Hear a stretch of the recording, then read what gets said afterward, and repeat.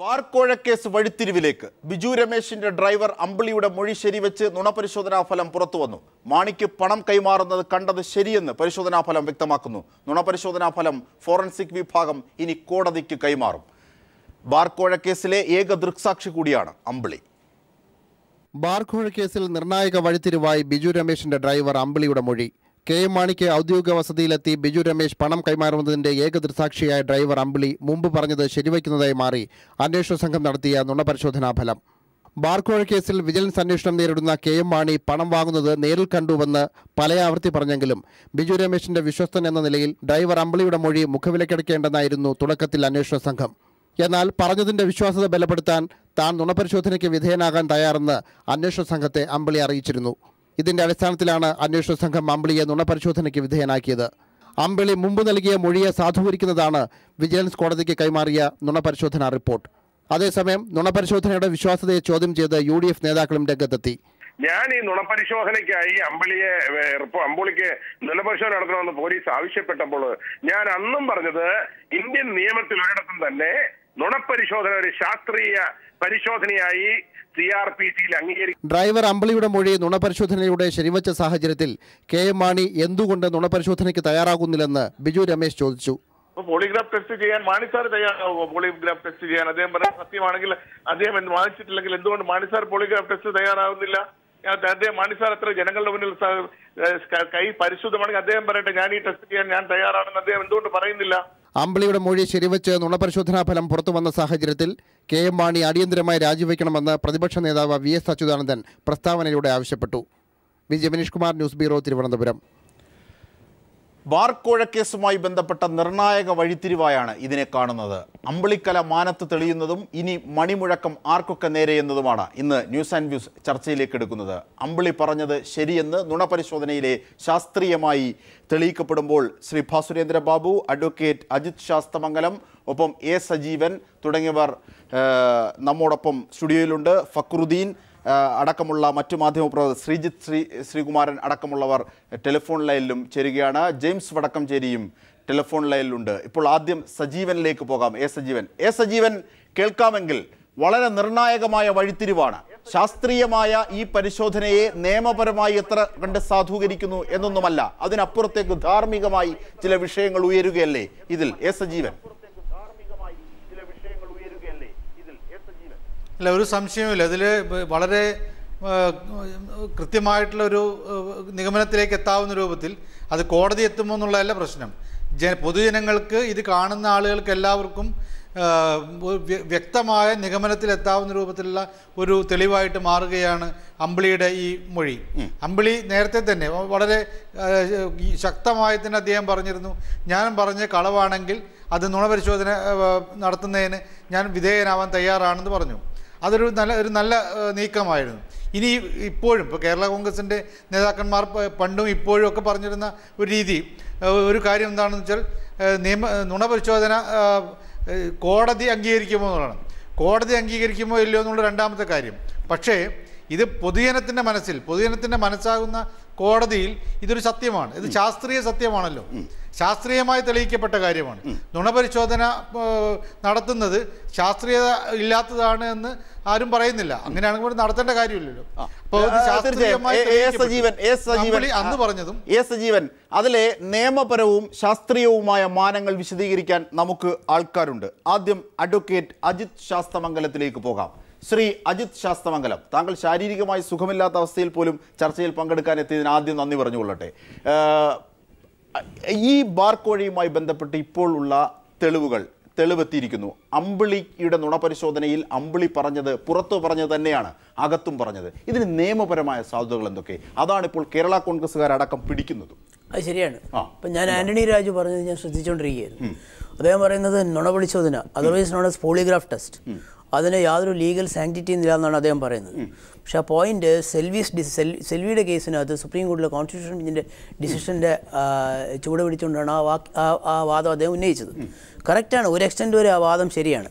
പക്ഷേ ഈ കേസിനകത്ത് വേറൊരു ചേഞ്ച് ഉണ്ട്. അതായത് ഒരു അക്യൂസ്ഡിനെ സംബന്ധിച്ച്, അതായത് ഒരു പ്രതിയെ ഒരു നുണപരിശോധനയ്ക്ക് വിധേയമാക്കിയാൽ അയാളെ സോഡിയം പെൻറ്റത്തോളം എന്നുള്ള മരുന്ന് കുത്തിവെച്ചിട്ടാണ് അയാളെ ഇതിന് വിധേയമാക്കുന്നത്. അപ്പോൾ അയാൾ വോളണ്ടറി ആയിട്ട് കൊടുക്കുന്ന ഒരു സ്റ്റേറ്റ്മെൻ്റ് അല്ല. ഒരു കൺഫഷൻ, ആന്റണി രാജ് പറഞ്ഞതുപോലെ ഒരു കൺഫഷൻ എവിഡൻസ് ആവണമെന്നുണ്ടെങ്കിൽ 164 CRPC പ്രകാരം മജിസ്ട്രേറ്റിൻ്റെ മുമ്പിൽ 24 മണിക്കൂർ റിഫ്ലക്ഷന് ടൈം കൊടുത്തിട്ട് കൊടുക്കുന്നതേ കൺഫഷൻ ആവുകയുള്ളൂ. പക്ഷേ അതൊരു അക്യൂസിനെ സംബന്ധിച്ച് അതാണ് അതിനകത്ത് ഏറ്റവും ഇമ്പോർട്ടൻ്റ് ആയിട്ടുള്ള ഡിസ്റ്റിങ്ഷൻ. ഇതിനകത്ത് സംബന്ധിച്ചിടത്തോളം ഇതിനകത്തിപ്പം നമ്മൾ സാധാരണ ഈ ഐഡൻറ്റിഫിക്കേഷൻ പരേഡ് നടത്താറുണ്ട്, തിരിച്ചറിയൽ പരേഡ്. അപ്പോൾ ഇപ്പോൾ യാതൊരു പരിചയമില്ലാത്ത കുറച്ച് ആൾക്കാർ വന്ന് മോട്ടോർ സൈക്കിളിൽ വന്ന് ബോംബുടിയിട്ട കുറച്ച് അല്ലെങ്കിൽ വന്ന് നമ്മളെ വെട്ടിയിട്ട് പോയി. അവരെ നമുക്ക് മുൻപരിചയമില്ല, അവർ നേരത്തെ കണ്ടും പരിചയമില്ല, അവരുടെ ആകാരം കണ്ടാൽ അറിയാം. അപ്പോൾ നമ്മൾ തിരിച്ചറിയൽ പരേഡ് നടത്തും. അതൊരു മജിസ്ട്രേറ്റിന് മുമ്പിലാണ് തിരിച്ചറിയൽ പരേഡ് നടക്കുന്നത്. ദ പോയിന്റ് ഈസ് ഈ തിരിച്ചറിയൽ പരേഡിന് എന്തെങ്കിലും ലീഗൽ സാങ്ക്ടിറ്റി ഉണ്ടോ? സമാനമായ പോയിന്റാണ്. സമാനമായ പോയിന്റാണ്. അപ്പോൾ തിരിച്ചറിയൽ പരേഡിനകത്ത് നമ്മൾ തിരിച്ചറിയൽ പരേഡ് നടത്തുന്നതിൻ്റെ ഉദ്ദേശം അന്വേഷണം, അതായത് ഇൻവെസ്റ്റിഗേഷൻ ശരിയായ ദിശയിലേക്ക് നീങ്ങുന്നു എന്ന് അന്വേഷണ ഉദ്യോഗസ്ഥന് പൂർണ്ണമായ ബോധ്യം വരാൻ വേണ്ടിയിട്ടാണ്. അപ്പോൾ ഇപ്പോൾ ഫോർ ഇൻസ്റ്റൻസ് ഇപ്പം ഒരു സാക്ഷി എ പറയുന്നു ഈ ബി ആണ് എന്നെ ഉപദ്രവിച്ചത് എന്ന് പറയുന്നു. അന്വേഷണ ഉദ്യോഗസ്ഥനെ പറയുന്നതിനെ സംബന്ധിച്ച് സംശയമുണ്ട്. അതുകൊണ്ട് അയാൾ തിരിച്ചറിയൽ പരേഡിന് വേണ്ടിയിട്ടുള്ള അപേക്ഷ കൺസേൺഡ് ചീഫ് ജുഡീഷ്യൽ മജിസ്ട്രേറ്റ് കോടതി കൊടുക്കുന്നു. ഒരു മജിസ്ട്രേറ്റിനെ അപ്പോയിന്റ് ചെയ്യുന്നു. ജയിലിൽ വെച്ചിട്ട് സമാനമായ ഫീച്ചേഴ്സ് ഉള്ള ആൾക്കാരെ നിരത്തി നിർത്തി ഐഡന്റിഫിക്കേഷൻ പരേഡ് നടത്തും. This evidence is admissible. എന്തിനാണ് അഡ്മിസിബിൾ? That's A point. എന്തിനാണ് അഡ്മിസിബിൾ? ഈ സാക്ഷി ഇന്നയാളാണ് എന്നെ ഉപദ്രവിച്ചത് എന്ന് പറയുന്നുണ്ടല്ലോ, ഇന്നയാളാണ് എന്നെ കുത്തിയത് അല്ലെങ്കിൽ വെട്ടിയത് എന്ന് പറയുന്നത് ആ സാക്ഷി മൊഴിയെ പ്രബലപ്പെടുത്താൻ വേണ്ടിയിട്ടുള്ള പോയിന്റാണ്. Got the point. അപ്പോൾ അതുകൊണ്ട് ഇത് ആന്റണി രാജ് പറയുന്ന പോയിന്റ് ഒരു പ്രതിയെ സംബന്ധിച്ചിടത്തോളം അദ്ദേഹത്തിനെതിരെ പോളിഗ്രാഫ് ടെസ്റ്റോ ബ്രെയിൻ മാക്കിംഗ് ടെസ്റ്റോ ഒന്നും തന്നെ അഡ്മിസിബിൾ അല്ല. കാരണം കോൺസ്റ്റിറ്റ്യൂഷൻ ബെഞ്ചിന്റെ ഡിസിഷൻ ഉണ്ട്. But what about A witness? അപ്പം ദ പോയിന്റ് ഈസ്, അപ്പം നേരത്തെ മിസ്റ്റർ സജീവൻ പറഞ്ഞതുപോലെ ആ സാക്ഷിയെ സംബന്ധിച്ചിടത്തോളം 101% അയാൾ വിശ്വാസ്യത വലിച്ചിരിക്കുകയാണ്. ആ വിശ്വാസ്യത അന്വേഷണ സംഘത്തെയും അതുവഴി കോടതിയുടെ മേശപ്പുറത്തെത്തുമ്പോൾ കോടതിക്കും സ്വീകാര്യമായതായി മാറാം എന്നാണോ താങ്കൾ പറയുന്നത്? തീർച്ചയായിട്ടും. അതായത് ഈ പോളിഗ്രാഫ് ടെസ്റ്റ് നടത്തിയ സയന്റിസ്റ്റ് ഉണ്ടല്ലോ, ആ ടെസ്റ്റ് നടത്തിയ സയന്റിസ്റ്റിനെ കോടതിയിൽ സാക്ഷിയായിട്ട് വിസ്തരിക്കും. അപ്പോൾ അതിനകത്ത് പ്രതിവാദി ഇപ്പോൾ മാണിക്കെതിരെ ചാർജ് വന്നിരിക്കട്ടെ, മാണിക്ക് വേണ്ടി ഒരു വക്കീൽ അദ്ദേഹത്തിന് വേണ്ടി അപ്പിയർ ചെയ്യുകയാണെന്നുണ്ടെങ്കിൽ അദ്ദേഹത്തിന് അതിനകത്തുള്ള ഒരു ലിമിറ്റഡ് ഓപ്ഷൻ എന്ന് പറഞ്ഞാൽ പോളിഗ്രാഫ് ടെസ്റ്റ് നടത്താൻ വേണ്ടിയിട്ടുള്ള ചില നോംസ് ഉണ്ട്. അതായത് അതിനകത്ത് സമാനമായ ക്വസ്റ്റ്യൻസ് കൊടുക്കണം, കള്ളം പറയാൻ വേണ്ടിയിട്ടുള്ള ഇൻഡ്യൂഷൻ കൊടുക്കുന്ന ക്വസ്റ്റ്യൻസ് കൊടുക്കണം, കള്ളം പറയാൻ വേണ്ടിയിട്ടുള്ള ഇൻഡ്യൂഷൻ കൊടുക്കുന്ന ക്വസ്റ്റ്യൻ കൊടുക്കണം. അതുപോലെ എങ്കിൽ മാത്രമേ ബോഡി റിയാക്ഷൻസ് അറിയാൻ പറ്റൂ. ബോഡി റിയാക്ഷൻസിന്റെ ഒരു ഗ്രാഫിൽ എടുക്കണം, മനസ്സിലായില്ലേ? എന്നിട്ട് ആ ഗ്രാഫ് റീഡ് ചെയ്തിട്ടാണ് ഇയാൾ പറയുന്നത് സത്യമാണോ കള്ളമാണോ എന്ന് പോളിഗ്രാഫിസ്റ്റ് തീരുമാനിക്കുന്നത്. അപ്പൊ ഈ ഒരു പോയിന്റിനകത്ത് ഒരു പ്രതിഭാഗം അഡ്വക്കേറ്റിന് ക്രോസ് ചെയ്യാനായിട്ടുള്ള ലിമിറ്റഡ് റോളേ ഉള്ളൂ. പോളിഗ്രാഫുകാർ ഹാൻഡ് റൈറ്റിംഗ് എക്സ്പെർട്ടിനെ ക്രോസ് ചെയ്യുന്നവരേ ഉള്ളൂ. കാരണം അതിനകത്ത് നമുക്ക് പറയാൻ പറ്റുന്നത് ഒരു കാര്യം കൂടെ എനിക്ക് പറയാനുണ്ട്. ഇപ്പൊ നമ്മുടെ ഹാൻഡ് റൈറ്റിംഗ് എക്സ്പെർട്ട് ഇപ്പൊ അങ്ങയുടെ കൈയെഴുത്ത് അല്ലെങ്കിൽ അങ്ങയുടെ ഒപ്പ് 100% ഇത് അങ്ങയുടെ ഒപ്പാണെന്ന് ഒരു ഹാൻഡ് റൈറ്റിംഗ് എക്സ്പെർട്ട് പറയാൻ പറ്റത്തില്ല. ചില ഫീച്ചേഴ്സ്, ഒരു 10ഓളം ഫീച്ചേഴ്സ് അത് എടുക്കും. നിങ്ങളുടെ ഹാൻഡ് റൈറ്റിംഗുമായിട്ട് നിങ്ങളുടെ സമാനമായ പീരീഡിൽ ഹാൻഡ് റൈറ്റിംഗ് നിങ്ങളുടെ ഒപ്പിട്ട പീരീഡ്, ആ പീരീഡിലുള്ള സമാനമായ ഒരു 10ഓളം ഒപ്പെടുക്കും. ആ ഒപ്പെടുത്തിട്ട് ആ ഒപ്പ് കമ്പയർ ചെയ്യും. കമ്പയർ ചെയ്തിട്ട് hand writing expert will give an opinion that ഈ ഇത്രയും ഫാക്ടേഴ്സ് ഞാൻ കൺസിഡർ ചെയ്തതിൽ നിന്ന് I come to the conclusion that ഈ ഒപ്പ് ഇട്ടത് അയാൾ തന്നെ. പക്ഷേ അത് it is got a corroborative value. You got the point. അത് സബ്സ്റ്റാൻറ്റീവ് എവിഡൻസ് അല്ല. അത് ആന്റണി രാജു പറയുന്നത് ശരിയാണ്. പക്ഷേ അതേസമയം സാക്ഷിയെ സംബന്ധിച്ചുള്ള ഈ സാക്ഷി ഉറച്ചു. അപ്പം now the point is, now can the vigilance go back and say that ഈ കേസ് അമ്പിളി പറയുന്നത് കള്ളമാണ്, ദാറ്റ് ദിസ് ഈസ് അൺട്രൂ. അതുകൊണ്ട് ഞങ്ങൾ ഇതിനകത്ത് ഒരു റെഫർ റിപ്പോർട്ട് കൊടുക്കാൻ പോവാണ് എന്ന് പറയാൻ പറ്റില്ല. നമുക്ക് അതിന്റെ ശാസ്ത്രീയമായ വശം കൂടുതൽ വിശദീകരിക്കാം. ഒരു കാര്യം കൂടി ഞാൻ പറഞ്ഞോട്ടെ. ഓപ്പോസിഷൻ ലീഡർ പറഞ്ഞല്ലോ ഇദ്ദേഹം രാജിവെക്കുമെന്ന്. അങ്ങനെയുള്ള ഒരു സ്വപ്നമൊന്നും വേണ്ട. മാണിക്ക് ചാർജ് പറഞ്ഞാലും മാണി രാജിവെക്കാൻ പോകുന്നില്ല. രാഷ്ട്രീയത്തിലേക്ക് നമുക്ക് എത്താം. അതിനായി ശ്രീ ഭാസുരേന്ദ്ര ബാബു ഒക്കെ ആയുധം മിനുക്കിയിരിക്കുകയാണെന്ന് തോന്നുന്നു. തീർച്ചയായും നമുക്ക് ജെയിംസ് വടക്കുംചേരിയിലേക്ക് പോകാം. പ്രശസ്ത ക്രിമിനോളജിസ്റ്റാണ് അദ്ദേഹം.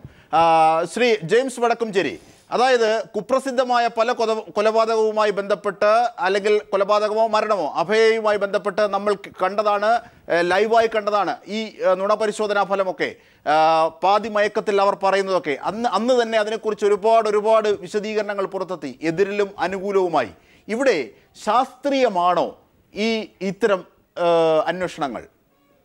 എനിക്കിതിനെ ശാസ്ത്രീയമാണോ എന്ന് പറയുന്നതിന് മുമ്പായിട്ട് എനിക്കൊരു കാര്യം വ്യക്തമാക്കാൻ ആഗ്രഹിക്കുകയാണ്. അതായത് ഈ നുണപരിശോധന, അതിന് സുപ്രീം കോടതിയുടെ ഒരു വിധിയുണ്ട്. അതുകൂടാതെ ദേശീയ മനുഷ്യാവകാശ കമ്മീഷന്റെ ഡയറക്ഷൻസ് ഉണ്ട്. ഇതിനകത്തൊക്കെ ഈ അക്യൂസ്ഡ് എന്നുള്ള വാക്കാണ് ഉപയോഗിച്ചിരിക്കുന്നത്. അക്യൂസ്ഡ് എന്ന് പറയുമ്പോൾ ഞങ്ങൾ ഉദ്ദേശിക്കുന്നത് കുറ്റാരോപിതൻ. അല്ലല്ല, കുറ്റപത്രം കൊടുത്തതിന് ശേഷം ഒരാൾ അക്യൂസ്ഡ് ആകുള്ളൂ. അതിനു മുമ്പ് നമ്മുടെ സസ്പെക്ട് എന്നൊക്കെ പറയാം. അപ്പൊ ഞാൻ ഈ സാക്ഷികൾക്ക് നുണപരിശോധന കൊടുക്കുക എന്നുള്ളത് ഞാൻ ഒരു സ്ഥലത്തും കേട്ടിട്ടില്ല സത്യത്തില്. അതായത് സംഭവിച്ചല്ലോ. അല്ലല്ല, ഞാൻ പറഞ്ഞത് ശാസ്ത്രീയത വെച്ചാല് മറ്റേയാള് കുറ്റം ചെയ്തില്ല എന്ന് പറയുന്നു, സാക്ഷികൾ കണ്ടില്ല എന്ന് പറയുമ്പോ കണ്ടില്ല, അയാളുടെ ഇന്ദ്രിയങ്ങൾ പരിശോധിക്കുക എന്നല്ലാതെ അയാൾ നുണ പറയുകയാണോ എന്ന് പരിശോധിക്കുന്നതിന് ലോകത്ത് ഞാൻ കേട്ടിട്ടില്ലെന്ന് മാത്രമല്ല, ഞാൻ ഇതിനകത്ത് മറ്റ് പല രാജ്യങ്ങളിലെ നിയമങ്ങളൊക്കെ എടുത്ത് നോക്കിയപ്പോൾ അവർ പറയുന്നത് എ പേഴ്സൺ അണ്ടർ അറസ്റ്റ് എന്നാണ് അവർ പറയണേ. അതായത് അറസ്റ്റ് ചെയ്ത ശേഷമേ ഈ നുണ പരിശോധന കൊടുക്കാൻ പാടുള്ളൂ എന്നാണ് പറയുന്നത്. അപ്പൊ ഈ ലോകം മുഴുവനും A person who is under arrest എന്ന് പറയുമ്പോൾ നമ്മുടെ സുപ്രീം കോടതിയും ദേശീയ മനുഷ്യാവകാശ കമ്മീഷൻ അക്യൂസ്ഡ് അഥവാ ഈ കുറ്റപത്രം കൊടുത്തതിന് ശേഷം എന്ന് പറയുന്നത് ഇവിടെയൊക്കെ എന്തോ പെശകുകൾ കോടതിക്കും അതുപോലെ കൊടുക്കുന്നവർക്കൊക്കെ പറ്റിയിട്ടുണ്ട്, ഇൻവെസ്റ്റിഗേറ്റീവ് ഏജൻസിക്ക് പറ്റിയിട്ടുണ്ട് എന്നാണ് എനിക്ക് തോന്നുന്നത്. കാരണം ഇവിടെ ഈ സാക്ഷികൾക്ക് ഒരിക്കലും കൊടുക്കാൻ പാടില്ല എന്നുള്ളത് തന്നെയാണ് എന്റെ ഈ നുണപരിശോധനയെ പറ്റിയുള്ള അതായത് ശ്രീ ജെയിംസ് വടക്കുംചേരി, നമുക്കറിയാം പല കൊലപാതകങ്ങൾ, പ്രമാദമായ കൊലപാതകങ്ങൾ. ബോംബെയിലെ മകൻ ആ മുടിയുടെ സ്വഭാവം വെച്ച് കാര്യങ്ങൾ കണ്ടെത്തി. അതുപോലെ ഒരു കണ്ടെത്താവുന്ന കാര്യമല്ല ഇത്തരം നുണപരിശോധന. അത് മനുഷ്യന്റെ ഗതിവിഗതികൾക്കനുസരിച്ച് അല്ലെങ്കിൽ റിലേറ്റീവ് ആയിരിക്കുമോ, കള്ളം ബോധപൂർവം അവിടെ പറയാനാകുമോ? ആ ശാസ്ത്രീയമായ കാര്യങ്ങളാണ് അങ്ങയിൽ നിന്നും ഉദ്ദേശിക്കുന്നത്. ഉദ്ദേശിച്ചാല് സാക്ഷികൾക്ക് നുണപരിശോധന കൊടുക്കുക എന്ന് ഞാൻ ആദ്യമായിട്ട് കേൾക്കുകയാണ്. കാരണം എന്താണെന്ന് വെച്ച് കഴിഞ്ഞാൽ സാക്ഷികൾക്ക് അങ്ങനെ കൊടുക്കേണ്ട കാര്യമില്ല. കാരണം അവർക്ക് നമുക്ക് നോക്കേണ്ടത് അവർ പറയുന്നത് ശരിയോ തെറ്റോ ആണ് എന്ന് മനസ്സിലാക്കി കഴിഞ്ഞാൽ ശരിയല്ലെങ്കിൽ എന്തുകൊണ്ട് അയാൾ ശരിയായിട്ട് പറയുന്നില്ല എന്നുള്ള കാര്യം മനസ്സിലാക്കി അത് മാറ്റുക. ശ്രീ ജെയിംസ് വടക്കുംചേരി, ശരി, സാക്ഷിക്ക് കൊടുക്കുന്ന കീഴ്വഴക്കം ഇല്ലായിരിക്കാം, അതിനെക്കുറിച്ച് അഡ്വക്കേറ്റ് പറയട്ടെ. പക്ഷേ അങ്ങനെ കൊടുത്ത സ്ഥിതിക്ക് അത് ശാസ്ത്രീയമായ തെളിവായി നിയമത്തിന്റെ മുമ്പിൽ എത്തില്ല എന്നാണ് പ്രധാനമായും കേരള കോൺഗ്രസ്സുകാർ പറയുന്നത്. നേരത്തെ ആന്റണി രാജു അടക്കം പറഞ്ഞത് അങ്ങനെയാണ്. അതിന്റെ രാഷ്ട്രീയ മാനങ്ങളും സോഷ്യൽ മാനങ്ങളും ഒക്കെ നമുക്ക് മാറ്റിവെക്കാം, ശാസ്ത്രീയ മാനമെടുക്കാം. ഇത്തരത്തിൽ ഒരാൾക്ക് ബോധപൂർവം കള്ളം പറയാനാകുമോ ഈ ടെസ്റ്റിൽ? തീർച്ചയായിട്ടും. അതായത് ഈ നുണ പരിശോധന എന്നുള്ളതിന് നമുക്ക് അയാൾക്ക് ട്രെയിനിങ് കൊടുത്തു കഴിഞ്ഞാൽ അയാൾ ഈ പരിശോധനയ്ക്ക് വിധേയമാക്കിയാലും അയാൾക്ക് ഒന്നും പരിശോധനയെ ഡിഫീറ്റ് ചെയ്തൊക്കെ പോയത് നമുക്ക് അയാളെ പരിമപ്പെടുത്തി എടുക്കാമെന്നുള്ളതാണ്. ശരി ശ്രീ ജെയിംസ് വടക്കുംചേരി, വളരെ നിർണായകമായ ചില കാര്യങ്ങൾ താങ്കൾ പറഞ്ഞു. ബിജു രമേശ് നമ്മോടൊപ്പം ചേരുകയാണ്. ശ്രീ ബിജു രമേശ്, ജെയിംസ് വടക്കുംചേരി പറഞ്ഞത് കേട്ടല്ലോ, ട്രെയിനിങ് കൊടുത്തിരുന്നോ അമ്പിളിക്ക്? ഞങ്ങൾ ആർക്കും ട്രെയിനിങ് ഒന്നും കൊടുത്തിട്ടില്ല. അമ്പിളിയോട് ആദ്യം മൊഴി എന്താണെന്ന് ചോദിച്ചിട്ടില്ല. അമ്പിളിക്ക് എന്താ കണ്ടത് അത് പറയാനാണ് ഞാൻ പറഞ്ഞത്. അല്ല അമ്പിളി എന്ത് പറയണമെന്ന് പോലും ഞാനൊരു നിർദ്ദേശം കൊടുത്തിട്ടില്ല. ഇതൊക്കെ ഈ പറയുന്നതിലൊന്നും കാര്യമില്ല. ഈ അങ്ങനെയാണെങ്കിൽ മാണി സാർ വന്നെന്ന് ട്രെയിനിങ് കൊടുത്തിട്ട് മാണി സാർ വന്നെന്നൊന്നും പറയാൻ പറയാത്തത് പരിശോധനയ്ക്ക് വിധേയനാകാൻ പറയാത്തത്. അതെ, നിർണായകമായ ഒരു ചോദ്യമാണ്. അങ്ങനെയെങ്കിൽ മാണി സാർ വരട്ടെ, നുണപരിശോധനയ്ക്ക് വിധേയമാകട്ടെ എന്ന് വെല്ലുവിളിക്കുന്നു ശ്രീ ബിജു രമേശ്. ശ്രീ ബിജു രമേശ്, ദയവായി തുടരുക താങ്കൾ. ഇപ്പോൾ നമ്മോടൊപ്പം ഭാസുരേന്ദ്ര ബാബു കൂടി ചേരുകയാണ്. ശ്രീ ഭാസുരേന്ദ്ര ബാബു, നമ്മൾ അതിൻ്റെ നിയമവും അതിൻ്റെ മറ്റു വശങ്ങളും ഒക്കെ നമ്മൾ ചർച്ച ചെയ്തു. ധാർമ്മികമായൊരു വിഷയമുണ്ട്. ജനമെന്ന ഒരുപാട് പേർ ഇവിടെയുണ്ട്, ജനമെന്ന് വിളിക്കുന്ന. ഇനി മാണിയും ബാബുവും ഒക്കെ എന്തു ചെയ്യും? അല്ല, അതിനകത്ത് ഒരു സബ്സ്റ്റാൻഷിയേറ്റീവ് എവിഡൻസ് അല്ല ഇത് എന്ന യാഥാർത്ഥ്യം നിയമം അറിയുന്ന ആളുകൾ, ഒന്നിലധികം ആളുകൾ ഇതേ സംബന്ധിച്ച് കുറഞ്ഞ പക്ഷം ആന്റണി രാജു അടക്കം 3 ആളുകൾ, അജിത്ത് അതുമാതിരി തന്നെ നമ്മുടെ വടക്കഞ്ചേരിയൊക്കെ പറഞ്ഞു കഴിഞ്ഞിരിക്കുന്നു. അതിനകത്തിപ്പം ന്യായമുണ്ട്, സാങ്കേതികമായി ന്യായമുണ്ട് എന്ന് നമുക്ക് അംഗീകരിക്കാം. പക്ഷേ അജിംഷാദ്, എനിക്ക് തോന്നുന്നത് ഈ കേസിൻ്റെ ഏത് ഘട്ടത്തിലാണ് നേരത്തെ സൂചിപ്പിച്ചതുമാതിരി സാക്ഷിയെ നുണപരിശോധനയ്ക്ക് വിധേയമാക്കിയ ചരിത്രമില്ല ക്രിമിനൽ കേസിൻ്റെ അന്വേഷണത്തിൻ്റെ ഭാഗമായി എന്നാണല്ലോ പറയുന്നത്. ഇത്തരം കാര്യങ്ങൾ സാഹചര്യങ്ങളിലാണല്ലോ പുതിയ ചില പ്രസിഡൻസ് ഉണ്ടാകുന്നതും. നമുക്കതിലേക്ക് വരാം. ഞാൻ പറയുന്നത് ഏത് ഘട്ടത്തിൽ ഏത് സാഹചര്യത്തിലാണ് ഒരു സാക്ഷിയെ നുണപരിശോധനയ്ക്ക് വിധേയമാക്കേണ്ടി വരുന്ന അവസ്ഥയെക്കുറിച്ച് അന്വേഷണ ഏജൻസിക്ക് ശിക്ഷിക്കേണ്ടി വരുന്നത്, അത് ശ്രദ്ധിക്കേണ്ടി വരുന്നത്. ഞാനത് പറയുന്നത് അത്തരമൊരു സാഹചര്യം ഇവിടെ സംജാതമായത് KM മാണി സാറിൻ്റെ ഭാര്യയെയും മകനെയും ചോദ്യം ചെയ്യുന്ന ഒരു പതനത്തിലേക്ക് അന്വേഷണം എത്തിയപ്പോഴാണ്. ഒരു പുതിയ തലത്തിലേക്ക് അന്വേഷണം എത്തുന്നു. സാക്ഷാൽ മന്ത്രിയുടെ ഭാര്യയെ തന്നെ ചോദ്യം ചെയ്യുന്നു. കാരണം മന്ത്രിയുടെ ഭാര്യ ആണ് പണം വാങ്ങിക്കൊണ്ടു പോയത് എന്ന് ആരോപിക്കപ്പെട്ടിരിക്കുന്നു. മന്ത്രിയുടെ മകൻ ഈ കേസിൽ ഇടപെട്ടിരിക്കുന്നു എന്നതിന് വേറെ തെളിവ് ബിജു രമേശ് കൊടുത്തിരിക്കുന്നു. അപ്പോൾ അവരെ രണ്ടുപേരെയും ചോദ്യം ചെയ്യുമ്പോഴേക്കും പവർ എക്ലോണിലേക്ക് ചോദ്യം എത്തുന്നു എന്ന് പറഞ്ഞാൽ മാണിയുടെ നെഞ്ചത്തേക്കാണ് ചോദ്യത്തിൻ്റെ കൂരമ്പുകൾ വിൻസെന്റ് എം പോളിന്റെ കൂരമ്പുകൾ എത്തേണ്ടി വരുന്നത്. അത്തരം ഒരു കീഴ്വഴക്കം ഒഴിവാക്കാൻ പുതിയ നിലവാരത്തിൽ ഒരു പക്ഷേ കൂടുതൽ മെച്ചപ്പെട്ട എന്തെങ്കിലും തെളിവ്, കാരണം തെളിവ് എവിടെ നിന്നാണ് വരേണ്ടത്? മന്ത്രി മന്ദിരത്തിൽ വെച്ചാണ് പണം കൊടുത്തിരിക്കുന്നത് എന്ന ആക്ഷേപമാണ് നിലനിൽക്കുന്നത് കൊണ്ട് തന്നെ നേരിട്ടൊരു തെളിവ് വരിക അസാധ്യമാണ്.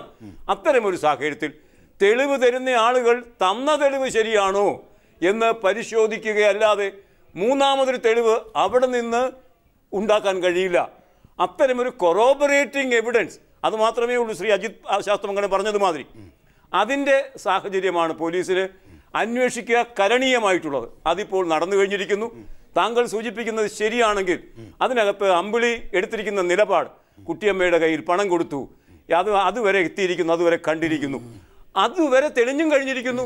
അത്തരം സാഹചര്യത്തിൽ ഈ സാക്ഷിയുടേതാകട്ടെ അല്ലെങ്കിൽ കൊറോബറേറ്റിംഗ് എവിഡൻസിൻ്റെതാകട്ടെ ആന്റണി രാജു പറയുന്നത് മാതിരി സബ്സ്റ്റാൻഷിയേറ്റീവ് എവിഡൻസ് അല്ലാതായിക്കൊള്ളട്ടെ, ഈ സാഹചര്യത്തിൽ അന്വേഷണ ഉദ്യോഗസ്ഥൻ എന്ത് ചെയ്യും എന്നതാണ് പ്രധാനം.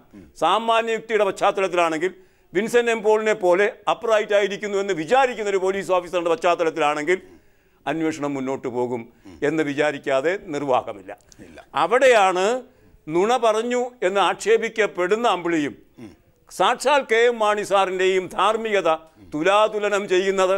അവിടെ അമ്പിളി ജയിക്കുന്നു, മാണി സാർ തോൽക്കുന്നു എന്നതാണ് മലയാളിയുടെ മുന്നിൽ വിവൃതമാക്കപ്പെട്ടിരിക്കുന്ന പരമസത്യം. തീർച്ചയായും ശ്രീ ഭാസുരേന്ദ്ര ബാബു, ഇപ്പോൾ ഫക്രുദ്ദീൻ അലി കൂടി നമ്മോടൊപ്പം ചേരുകയാണ്. ശ്രീ ഫക്രുദ്ദീൻ അലി, എതിരാളികൾ, അതായത് ഏത് കൊമ്പത്ത് നിൽക്കുന്നവരാണെങ്കിൽ പോലും അവരെ പോലും വലിച്ചു കീറി ഒട്ടിക്കുക എന്ന് നാടൻ ഭാഷയിൽ പറയുന്ന രീതിയിൽ പ്രവർത്തനം നടന്നുകൊണ്ടിരിക്കുകയാണ്. അങ്ങനെ പലരെയും ഇതിനെ എതിർക്കുന്നവരെ, ഇത്തരം അഴിമതിക്കെതിരെ ശബ്ദിക്കുന്നവരെയും ഒക്കെ തന്നെ ജനമധ്യത്തിൽ അപകീർത്തിപ്പെടുത്താനുള്ള ശ്രമങ്ങൾ 2 ദിവസം മുമ്പ് നമ്മൾ കണ്ടതാണ്, കഴിഞ്ഞ ദിവസവും നമ്മൾ കണ്ടതാണ്. ഇത്തരത്തിൽ ശ്രമം വ്യാപകമായി നടത്തുന്ന ഒരു സാഹചര്യം, ഇവിടെയാണ് നുണപരിശോധനാ ഫലം എതിരായി ഭരണകൂടത്തിനെതിരായി എത്തുന്നത്. ചർച്ച ചെയ്യപ്പെടേണ്ടതിന് ഒട്ടേറെ മാനങ്ങളില്ലേ ഫക്രുദ്ദീൻ? ഘട്ടങ്ങളിലെല്ലാം തന്നെ ഇങ്ങനെ അഴിമതി കേസുകൾ വന്നാൽ നമുക്കത് കോടതിയുടെ മുന്നിൽ കൃത്യമായ എവിഡൻസുകൾ നിരത്തി അത് സ്ഥാപിക്കാൻ വളരെ ബുദ്ധിമുട്ടാണ്. കാരണം ഇവരൊക്കെ വളരെ ശക്തരാണ്, ഇവർക്ക് ഫയലുകൾ മുക്കാൻ പറ്റും. ഇപ്പം ബാലകൃഷ്ണ പിള്ളയുടെ കാര്യത്തിൽ തന്നെ നമുക്കറിയാലോ, ബാലകൃഷ്ണ പിള്ള പണം എവിടെ നിക്ഷേപിച്ചു, സാമ്പത്തിക ലാഭം അദ്ദേഹം നേടിയിട്ടില്ല എന്നാണ് വിലയിരുത്തൽ. പക്ഷെ ക്രമക്കേടുകൾ ഉണ്ടായി. അപ്പൊ ഇവര് ബിനാമി പേരുകൾ നിക്ഷേപിക്കുന്ന പണം പോലും കടലുകൾ കടന്ന അപ്പുറമാണ്. അതൊന്നും തെളിയിക്കാൻ പറ്റില്ല. എന്നാൽ ഇപ്പൊ ഈ നുണപരിശോധന പോലുള്ള സംവിധാനങ്ങൾ വരുമ്പോൾ അത് സബ്സ്റ്റാൻഷിയേറ്റ് ചെയ്യാൻ പറ്റുന്ന എവിഡൻസുകൾ അല്ലെങ്കിൽ തന്നെ അത് ജനസാമാന്യത്തിന് മുന്നിലുള്ള അവശേഷിക്കുന്ന സംശയങ്ങൾ കൂടി തീർക്കുന്നതാണ്. കാരണം ഇവിടെ അഴിമതി നടന്നിട്ടുണ്ട്, കെ എം മാണി അതിൽ പങ്കാളിയാണെന്ന് വ്യക്തമായി തെളിഞ്ഞു കഴിഞ്ഞു. ഇനി മാണി അധികാര സ്ഥാനത്ത് തുടർന്നാൽ അത് ജനാധിപത്യത്തെ പുച്ഛിക്കലായിരിക്കും, ജനങ്ങൾക്ക് ജനാധിപത്യത്തിലുള്ള വിശ്വാസം നഷ്ടപ്പെടുകയാവും. ഇനി അങ്ങനെയല്ല, കെ എം മാണി അഴിമതിക്കാരനല്ലെങ്കിൽ, അതായത് അത്ര പോലെ അദ്ദേഹം നുണപരിശോധന നടത്തട്ടെ, കുട്ടിയമ്മ നുണപരിശോധന നടത്തട്ടെ, അതോടുകൂടി തീരുമല്ല കാര്യം. അവിടെ അദ്ദേഹം ചെയ്യാതിരിക്കുകയും അതേസമയം തന്നെ ഈ മുടക്ക് ന്യായങ്ങൾ പറഞ്ഞുകൊണ്ട് മന്ത്രിസഭ തന്നെ ആരോഗ്യ പ്രശ്നമൊക്കെ ഉണ്ട്. ആരോഗ്യ പ്രശ്നമൊക്കെ ഇതിനകത്ത് വിഷയമായി വരും. കെ എം മാണിയെ അങ്ങനെ അങ്ങ് നുണപരിശോധനയ്ക്ക് വിധേയരാക്കാൻ കഴിയില്ല. അദ്ദേഹം ഒന്ന് തയ്യാറെടുക്കണം. അദ്ദേഹം ധാർമ്മികമായി തയ്യാറെടുത്താൽ പോലും അദ്ദേഹത്തിന്റെ ആരോഗ്യ പ്രശ്നങ്ങളുണ്ട്. അങ്ങനെ ഒട്ടേറെ വിഷയങ്ങൾ ഇല്ലേ? അങ്ങനെയാണ് കുഞ്ഞുമാണി അറിയാതെ പിന്നെ നടക്കില്ലല്ലോ. സരിതയുമായിട്ട് ബന്ധപ്പെട്ട കുഞ്ഞുമാണിയുടെ പേര് നമ്മൾ കേട്ടല്ലോ. അങ്ങനെയാണെങ്കിൽ കുഞ്ഞുമാണിക്ക് യുവാവ് 10-40 വയസ്സല്ലേ ആയിട്ടുള്ളൂ. ജോസ് കെ മാണിയുണ്ട്, ജോസ് കെ മാണിക്ക് ആരോഗ്യമുണ്ട്. അതേപോലെ ഞാൻ പറഞ്ഞു കുഞ്ഞുമാണി ജോസ് കെ മാണി. അപ്പൊ ജോസ് കെ മാണി ചെയ്യട്ടെ, മാണിസാ പരിശുദ്ധനാണെങ്കിൽ ജോസ് കെ മാണിക്ക് അത് തെളിയിക്കാൻ പറ്റില്ല. അച്ഛന്റെ ജോലിയല്ലേ, നരസിംഹത്തിലെ മോഹൻലാലിനെ പോലെ അച്ഛന്റെ പരിശുദ്ധ നിരപരാധിത്വം തെളിയിക്കാനുള്ളത്. അത് അമ്മ മാൻ നിറവേറ്റട്ടെ. തീർച്ചയായും. ഫക്രുദ്ദീൻ, ദയവായി തുടരുക. നമുക്ക് ബിജു രമേശിലേക്ക് തന്നെ ഒരിക്കൽ കൂടി പോകാം. ബിജു രമേശ്, താങ്കൾ വിജയിച്ചു, അല്ലെങ്കിൽ വിജയത്തിലേക്കുള്ള വെള്ളി വെളിച്ചമാണ് ഈ വീശിയത് എന്ന് താങ്കൾ പ്രതീക്ഷിക്കുന്നുണ്ടോ? താങ്കൾ ജനമനസ്സുകളിൽ ഒരുപക്ഷെ ശാസ്ത്രീയമായും ബിജു രമേശ് പറഞ്ഞത് ശരിയാണ് എന്ന് ബോധ്യമാക്കിയിരിക്കാം. പക്ഷേ നിയമപരമായി അതിന് കഴിയുമോ? ആ വെള്ളി വെളിച്ചമായി കാണുന്നുണ്ടോ ഇത്? എന്റെ മനസ്സിൽ ഏറ്റവും വലിയ കോടതി എന്ന് പറയുന്നത് ഒരു രാഷ്ട്രീയക്കാരനെ സംബന്ധിച്ച് അല്ലെങ്കിൽ ഒരു MLA സംബന്ധിച്ച്, മന്ത്രിയെ സംബന്ധിച്ച് ഏറ്റവും വലിയ കോടതി എന്ന് പറഞ്ഞാൽ ജനകീയ കോടതിയാണ്. ആ കോടതിയിൽ 100% ഒരു വിജയമാണ്.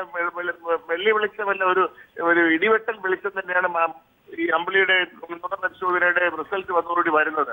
ഈ പറയപ്പെടുന്ന ഈ ടെസ്റ്റ് നടത്തുന്നതിന് ആരോഗ്യ പ്രശ്നം പറയുന്ന വെറും തട്ടിപ്പാണ്. ഇതിന് ആരോഗ്യത്തിൽ നമ്മൾ ECG എടുക്കുന്നത് എങ്ങനെയാണ്, ECGയിൽ വേരിയേഷൻ ഉണ്ടോ എന്ന് നോക്കുന്ന രീതിയിലുള്ള ECG എടുക്കുന്ന പ്രക്രിയ തന്നെയാണ് ഇത് നമ്മൾ പറയുമ്പോൾ നമ്മുടെ ശരീരത്തിലും തലയിലും ഒക്കെ ആയിട്ട് ഇലക്ട്രോഡ് ഘടിപ്പിക്കുന്നു.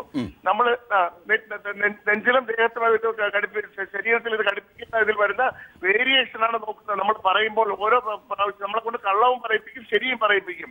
ഈ പറയിപ്പിക്കുന്നതിൽ വരുന്ന വേരിയേഷനോ കള്ളം പറയുമ്പോൾ ഉണ്ടാകുന്ന അതിനകത്തുണ്ടാകുന്ന ഫ്രീക്വൻസിയിലുണ്ടാകുന്ന വേരിയേഷനും ശരി പറയുമ്പോഴുള്ള വേരിയേഷനും പല രീതിയിലുള്ള ക്വസ്റ്റ്യനുകൾ പല രീതിയിൽ ആവർത്തിച്ചും മറിച്ചും തിരിച്ചുമാണ് ചോദിക്കുന്നത്.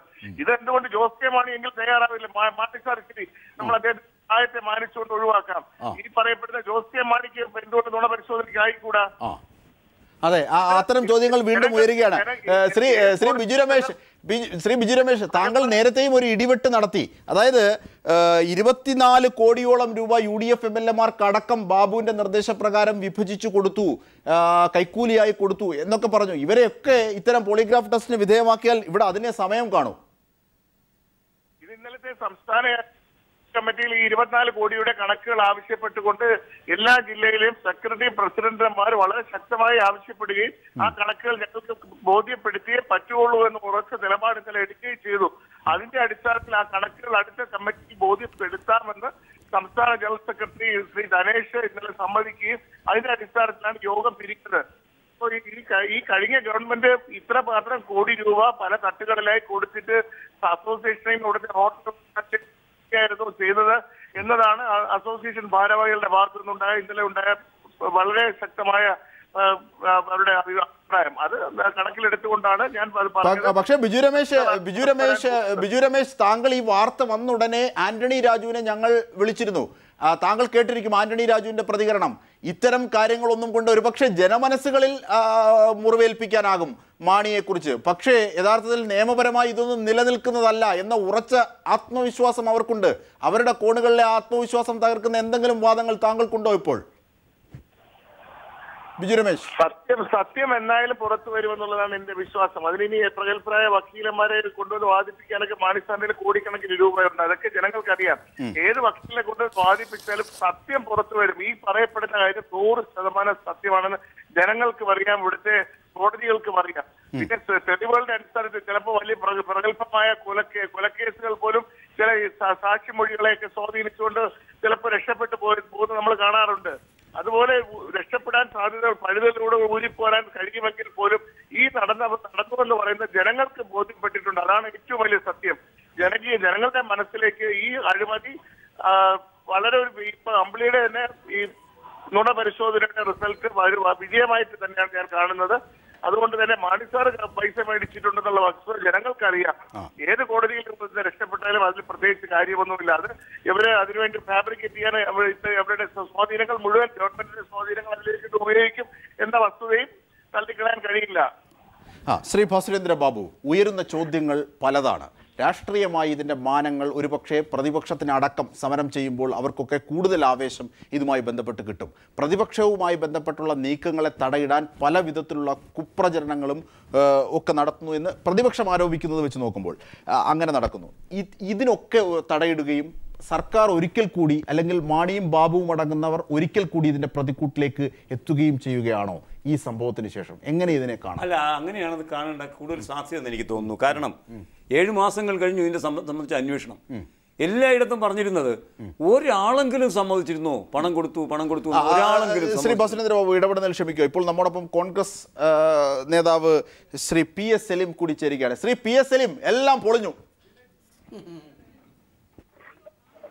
ശ്രീ PS സലീം, എല്ലാം പൊളിഞ്ഞു. ദാ അമ്പിളി മാനത്ത് തെളിഞ്ഞു.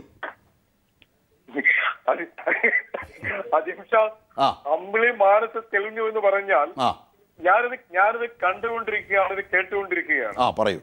നിങ്ങൾ കരുതുന്ന ഒരു നിയമപരമായ പ്രാധാന്യവും അമ്പിളിയുടെ ശ്രീ PS സലീം, ജനങ്ങൾക്കിടയിൽ പ്രവർത്തിക്കുന്ന വളരെ പരിണിതപ്രജ്ഞനായ ഒരു വ്യക്തിയാണ് താങ്കൾ. ജനമാണ് താങ്കളുടെ ശക്തി. താങ്കൾ പൊതുപ്രവർത്തകനാണ്. നിയമപരമായ പരിപ്രേക്ഷ്യമാണോ ഇവിടെ ചർച്ച ചെയ്യേണ്ടത്? അല്ല, അദ്ദേഹം ഞാൻ ചോദിക്കട്ടെ, ഞാൻ നിയമപരമായും ധാർമ്മികപരമായും കേരളീയ സമൂഹം കാണുന്ന രീതി നമുക്ക് ചർച്ച ചെയ്യാൻ കഴിയും. പക്ഷെ ഒരു ചോദ്യം മാത്രം ഇവിടെ ജെയിംസ് വടക്കഞ്ചേരിയുടെ കേരളത്തിലെ പ്രശസ്തനായ ക്രിമിനോളജിസ്റ്റ് നിങ്ങളുടെ മുമ്പിൽ പറഞ്ഞൊരു കാര്യങ്ങളുണ്ട്.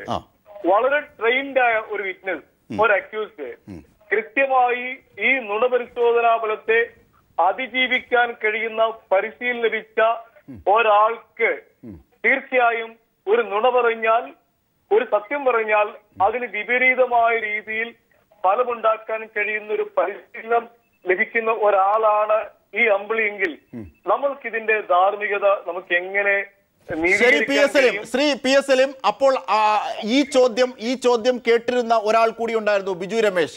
മറ്റൊരാൾ കൂടി ഉണ്ടായിരുന്നു, അഡ്വക്കേറ്റ് അജിത് ശാസ്ത്രമംഗലം, ശ്രീ ഭാസുരേന്ദ്ര ബാബു. എല്ലാവരും ഒരേ സ്ഥലത്തിൽ ഒരു ചോദ്യം അപ്പോൾ ചോദിച്ചു. അങ്ങനെയെങ്കിൽ മാണി സാറിനും കെ ബാബുവിനും ഒക്കെ ഇതേ പരിശീലനം നൽകി ഇങ്ങനെ നുണപരിശോധനയ്ക്ക് വിധേയമാക്കാമല്ലോ. അതെന്തുകൊണ്ട് നിങ്ങൾ തയ്യാറാകുന്നില്ല? അല്ല, ഒരു മറുപടി ഒരു മറുപടി. അങ്ങനെയാണെങ്കിൽ കേരളത്തിലെ ഒരു കള്ളകേസെടുക്കാൻ വിചാരിച്ചാൽ നാളെ പിണറായി വിജയനെയും കോടിയേരി ബാലകൃഷ്ണനെയും കെ ബാബുവിനെയും കെ എം മാണിയും ഒക്കെ നുണപരിശോധനയ്ക്ക് വെല്ലുവിളിക്കുന്ന ഒരു സാഹചര്യം അത് കേരളീയ സമൂഹത്തിൽ നമുക്ക് എത്രമാത്രം ശ്രീ പി എസ് സലീം ചേരികളിൽ സ്വാതന്ത്ര്യം കിട്ടിയതിനു ശേഷവും ചേരികളിൽ പോയി സാധാരണക്കാരനൊപ്പം ജീവിച്ച വ്യക്തിയാണ് രാഷ്ട്രപിതാവ്. നിങ്ങൾ ആത്മീയ ഗുരുവായി അംഗീകരിക്കുന്ന ആൾ, രാഷ്ട്രീയ ഗുരുവായി അംഗീകരിക്കുന്ന ആൾ. മനസ്സിലാക്കേണ്ട കാര്യമുണ്ട്, ജനങ്ങളുടെ മുമ്പിൽ എത്ര വലിയ നേതാവായാലും ബോധ്യമാക്കേണ്ട സാഹചര്യം സംജാതമായാൽ അത് ബോധ്യമാക്കി തന്നെ മുമ്പോട്ട് പോകണ്ടേ? എന്തിനു മടിക്കണം? അത് ഏത് ഉന്നതനായാലും. അത് ഞാൻ സമ്മതിക്കുന്നു. അങ്ങനെ ബോധ്യമാകേണ്ട ഒരു ധാർമ്മികമായ സാഹചര്യം കേരളത്തിൽ ആരെങ്കിലും സൃഷ്ടിച്ചിട്ടുണ്ടോ? ഇല്ലേ. അതായത് ശ്രീ പി എസ് സലീം അത് പറഞ്ഞു തന്നെ മുമ്പോട്ട് പോകേണ്ടതുണ്ട്. രാഷ്ട്രീയമായി ഇത്രയേറെ ചർച്ചാ വിഷയമായി കേവലം ഒരു കള്ളു കച്ചവടക്കാരന്റെ ആരോപണമല്ല. ബിജു രമേശ് എന്നത് വളരെ നല്ലൊരു വ്യവസായിയായി കേരളത്തിൽ അറിയപ്പെടുന്ന ആളാണ്. അദ്ദേഹത്തിന്റെ അച്ഛൻ രമേശൻ കൊണ്ട്രാക്ക് ഇവിടെ അറിയപ്പെടുന്ന ആളാണ്. ഒരുപാട് സ്ഥാപനങ്ങളുണ്ട്. കള്ളു കച്ചവടം മാത്രമല്ല അവർക്കുള്ളത്. അവർ പറയുന്നു ഈ കാര്യങ്ങൾ, അതിനെ സ്ഥിരീകരിക്കുന്ന ഒട്ടേറെ കാര്യങ്ങൾ ബാറുടമകളുടെ ഭാഗത്ത് വരുന്നു. ചില മാധ്യമങ്ങൾ ഒളിക്യാമറകളിലൂടെ ചർച്ചകൾ പുറത്തെത്തിച്ചു, ബാർ മുതലാളിമാരുടെ യോഗത്തിന്റെ. ഇതൊക്കെ പുറത്തെത്തി. ഇങ്ങനെ തെളിവുകൾ ഓരോന്നായി പുറത്തു വരുന്നു. അപ്പോഴാണ് പല ദിശകളും ഒരുപോലെ ശബ്ദിക്കുന്നത്. അങ്ങനെ ശബ്ദിക്കുന്ന ഘട്ടത്തിലാണ് ഇപ്പോൾ അമ്പിളി എന്ന ഡ്രൈവർ കൂടി പറയുന്നത് ഞാൻ നുണപരിശോധനയ്ക്ക് വിധേയനാകാം. ആ ആത്മവിശ്വാസത്തെ അംഗീകരിക്കണ്ടേ? അദ്ദേഹം നിയമത്തിന്റെ മുമ്പിലെത്തി, ശാസ്ത്രത്തിന്റെ മുമ്പിലെത്തി, നുണപരിശോധന വിധേയമാക്കി. അതിനെ പിന്നെയും ന്യായീകരിക്കുകയാണോ ശ്രീ പി എസ് സലീം? ഏതെങ്കിലും ഒരു പ്രേക്ഷകന് ഇങ്ങനെ ഒരു സംശയം തോന്നിയാൽ? അജിത് ഷാ, അമ്പിളി ആരുടെ ഡ്രൈവറാണ്? അമ്പിളി ഒരു ഇൻഡിപെൻഡന്റ് ബിസിനസ് ആണോ? ശരി പി എസ് സലീം, അങ്ങനെയാണെങ്കിൽ മാണി സാറിന്റെ ഡ്രൈവർ അല്ലെങ്കിൽ ജോസ് കെ മാണി അല്ലെങ്കിൽ അവിടെ ഉണ്ടായിരുന്ന ആ സമയത്തുണ്ടായിരുന്ന അവരെ ആരെങ്കിലും നുണപരിശോധനയ്ക്ക് വിധേയമാക്കാൻ നിങ്ങൾ തയ്യാറുണ്ടോ? ശ്രീ പി എസ് സലീം, താങ്കളുടെ പറച്ചിലിൽ ആത്മവിശ്വാസക്കുറവുണ്ട്. താങ്കൾക്ക് കള്ളം പറയാൻ അറിഞ്ഞുകൂടാ.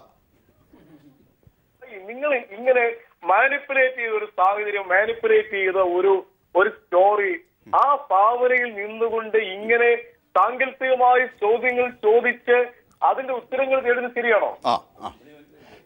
തീർച്ചയായും പി എസ് സലീം ദയവായി തുടരുക. ഇപ്പോൾ നമ്മുടെ പി സി ജോർജ് ചേരുകയാണ്. ശ്രീ പി സി ജോർജ്, താങ്കളുടെ നേതാവല്ലായിരിക്കാം, പക്ഷേ സാങ്കേതിക അർത്ഥത്തിൽ ഇപ്പോഴും താങ്കളുടെ നേതാവാണ്. കുടുങ്ങിയിരിക്കുകയാണ്. അമ്പിളി പറഞ്ഞതൊക്കെ ശരിയാണെന്ന് ആ ശാസ്ത്രം ബോധ്യമാക്കിയിരിക്കും. അല്ല, എനിക്ക് മനസ്സിലായി. ആ സലീമിന് എന്നാ പറ്റി? എന്റെ സുഹൃത്താണ് സലീം. സലീമിന് വല്ല മാനസിക രോഗം പിടിപെട്ടോ എനിക്കൊരു സംശയം. വളരെ വ്യക്തമായിട്ട് മനസ്സിലായത്, വളരെ വ്യക്തമായിട്ട് അമ്പിളി എന്ന് പറയുന്ന വളരെ വ്യക്തമായിട്ട് തെളിവ് നാർക്കോയ്ക്ക് തയ്യാറായി. അപ്പൊ സലീമും കോൺഗ്രസ്സുകാരും ഇത് ചെയ്യേണ്ട, മാണിയും കൂടെ ചെയ്യേണ്ട ഒരു കാര്യം അത് ശരിയാണെന്ന് ഇപ്പൊ തെളിഞ്ഞിരിക്കുകയാണ്. ഒരു കാര്യം ചെയ്യുക, അതിന് പനി ആകെ ഒരു ഒറ്റ മാർഗമേ ഉള്ളൂ. കെ എം മാണിയുടെ ഭാര്യ കുട്ടിയമ്മച്ചേടത്തിന്റെ കുട്ടിയമ്മച്ചേടത്തെ കൂടെ ഒന്ന് നാർക്കോ നോക്കുക. കുട്ടിയമ്മച്ചേടത്തെ പറയുന്നത് ഇത് തെറ്റാണെങ്കിൽ നമുക്ക് അത് വിശ്വസിച്ചേക്കാം. ഇനി മാണിക്ക് രക്ഷപ്പെടാനുള്ള ഏക മാർഗം, വേറെ കച്ചിത്തുരുപ്പൊന്നും ഇല്ല, പുള്ളി ഏരി പോവാന്നുള്ളൂ. പക്ഷേ അവിടെ പി എസ് സലീം ചോദിക്കുന്ന ഒരു ചോദ്യമുണ്ട്. അതായത് ഇങ്ങനെ സമുന്നതരായ നേതാക്കന്മാരെ കള്ളു കച്ചവടക്കാരന്റെ ഡ്രൈവർ അല്ലെങ്കിൽ ഇങ്ങനെ പറയുമ്പോൾ അവരെയൊക്കെ നുണപരിശോധന വിധേയമാക്കുന്ന ഒരു കീഴ്വഴക്കം ഇവിടെ ഉണ്ടായാൽ അപകടകരമല്ലേ അജിംഷാദ് എന്നാണ് അദ്ദേഹം എന്നോട് ചോദിച്ചത്. ഈ കള്ള് കച്ചവടക്കാരൻ ഞാൻ പറഞ്ഞ പേര് കേട്ട് പറയാം. കള്ളെന്ന് പറഞ്ഞാൽ മദ്യം എന്നേ ഉള്ളൂ. കള്ള് കച്ചവടക്കാരെന്ന് വെച്ചാൽ ഞാൻ ചോദിക്കട്ടെ, കേരളത്തിലെ കള്ള് കച്ചവടം നടത്തുന്നവരെല്ലാം മാന്യന്മാരില്ലെന്ന് പറയുന്ന ആർക്കും അവകാശം? നിയമം അനുസരിച്ച് ലൈസൻസ് എടുത്ത് കള്ള് ഷാപ്പ് നടത്തുന്നത്, കള്ള് ഷാപ്പ് പട്ടക്കട നടത്തുന്നതിന് എന്താ കുഴപ്പം? ബാർ ഹോട്ടൽ നടത്തുന്നത് എന്താ കുഴപ്പം? ഇപ്പൊ എത്രയോ മാന്യന്മാരെ മുസ്ലിങ്ങളുണ്ട് കച്ചവടത്തിൽ, പിന്നെ വർത്താനം പറഞ്ഞിട്ട് കാര്യമുണ്ടോ? തീർച്ചയായും. ശ്രീ പി സി ജോർജ് ദയവായി തുടരുക. എ സജീവനിലേക്ക്. എ സജീവൻ, ഇതിൻ്റെ രാഷ്ട്രീയവും ശാസ്ത്രീയവുമായ മാനങ്ങളൊക്കെ പറയുമ്പോൾ ധാർമ്മികമായ മാനത്തെക്കുറിച്ച് ആരും ശ്രദ്ധിക്കുന്നില്ല. യഥാർത്ഥത്തിൽ ജനങ്ങളുടെ മുമ്പിൽ ചില കൺഫ്യൂഷൻ ഉണ്ടായിരുന്നു, ഇത് സത്യമാണോ കള്ളമാണോ എന്ന്. പ്രതിപക്ഷത്തിൻ്റെ പക്ഷമുള്ളവർ അങ്ങനെ ആരോപിക്കുന്നു, ഭരണപക്ഷത്തിൻ്റെ പക്ഷമുള്ളവർ ഇങ്ങനെ ആരോപിക്കുന്നു, നിഷ്പക്ഷർ നിരാശരാണ്. പക്ഷേ അതൊക്കെ മാറിയിരിക്കുന്നു. വളരെ നിർണായകമാണ് ഇത് എന്ന് പറയുന്നത് അതുകൊണ്ട് കൂടിയാണ്. ശ്രീ എ സജീവൻ. തീർച്ചയായിട്ടും ഇപ്പോൾ ജനങ്ങളുടെ മനസ്സിലുള്ള എന്തെന്നുള്ളതിനേക്കാൾ ജനങ്ങളുടെ ഒരാളായിട്ടുള്ള ഞാൻ എൻ്റെ മനസ്സിലുള്ള കാര്യം പറയും. ജെയിംസ് വടക്കഞ്ചേരി പറഞ്ഞത് ഒരു ട്രെയിൻഡ് ആയിട്ടുള്ള ഒരാൾക്ക് എങ്ങനെ വേണമെങ്കിലും പറയാമെന്നൊക്കെ പറഞ്ഞു. എന്തൊക്കെയായാൽ പോലും ഞാനത് പൂർണ്ണമായിട്ടും വിശ്വസിക്കുന്നു. ഇത് അമ്പിളി പറഞ്ഞത് ശരിയാണെന്ന് ജനങ്ങൾ നല്ലൊരു ശതമാനം വിശ്വസിക്കും. കാരണം ഇതിനെ പൂർണ്ണമായിട്ടും നിഷേധിക്കുകയാണെങ്കിൽ, ഇങ്ങനൊരു സംഭവമേ ഇല്ല എന്ന് പറയുകയാണെങ്കിൽ പിന്നെ നമുക്ക് എന്തിനെയാണ് വിശ്വസിക്കാൻ കഴിയുക?